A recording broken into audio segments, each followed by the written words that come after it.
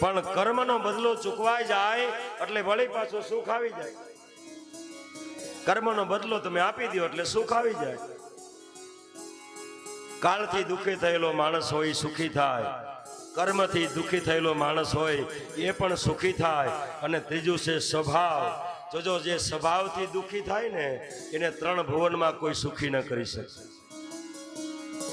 જે માણસ સ્વભાવથી દુઃખી હોય, આપણે રોજ કપડાં બદલીએ, મકાન બદલીએ, નાનું મકાન હોય તો મોટું મકાન લઈએ, ગાડી જૂની થાય તો નવી ગાડી બદલીએ,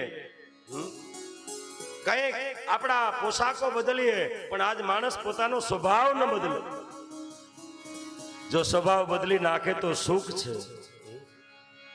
ભગવાન શિવે ક્રોધ કર્યો, અરે જ્યારે દુર્ગુણ આવે ત્યારે ભારતના સંતોએ ક્રોધ કર્યો. પણ ઘણા તો અકારણ ક્રોધ કરે, કારણ વગરનો ક્રોધ કરે.